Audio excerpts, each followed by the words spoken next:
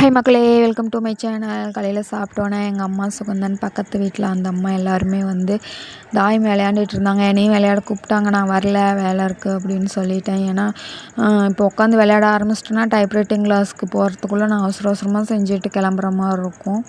அதனால் நம்ம வேலையை பார்க்கலாம், அவங்க மட்டும் விளையாடட்டும்னு நான் ஃபஸ்ட்டு போய் என் பையனை தூங்க வச்சுட்டு வந்துட்டு அதுக்கப்புறம் வீட்டெல்லாம் கூட்டி விட்டு பாத்திரம் இருந்துச்சு அதை கழுவிட்டு அடுப்பையும் தொடச்சி விட்டேன்.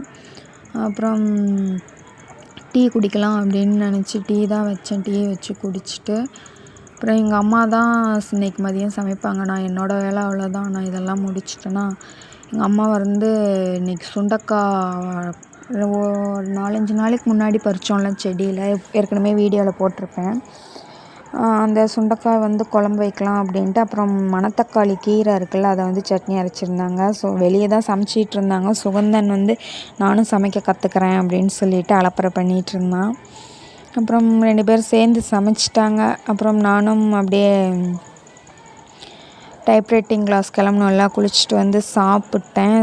குழம்பும் சட்னி ரெண்டுமே நல்லா இருந்துச்சு. சாப்பிட்டு என் பையனுக்கும் சாப்பாடு ஊட்டி விட்டு அப்படியே நான் கிளாஸ் கிளம்பிட்டேன். எங்கள் அப்பாவும் வந்துட்டார், சேலம் போனார் அப்படின்னு சொன்னால போன வீடியோவில் சொல்லியிருப்பேன். வண்டிக்கு ஏதோ சரி பண்ணோம் அப்படின்னு சொல்லிட்டு போயிருந்தார். அப்புறம் 3 o'clock மேலே வந்துட்டார். வந்தோடனே சாப்பிட்டு நானும் கிளாஸ் கிளம்பிட்டேன். போயிட்டு வந்தோடனே அவ்வளோதான், கொஞ்ச நேரம் உட்காந்து பேசிகிட்டு தான் இருந்தேன். எங்கள் அம்மா எல்லாம் அந்த பக்கத்தில் இருந்த அந்த அம்மாலாம் வந்திருந்தாங்க. அப்புறம் சாப்பாடு மட்டும்தான் நைட்டுக்கு வைக்கணும், மதியம் செஞ்சதே இருந்தது. அவ்வளோதான், சாப்பிட்டு தூங்க வேண்டியதான். நைட்டு வீடியோ பிடிச்சிருந்தா லைக் பண்ணுங்கள். Thank you so much.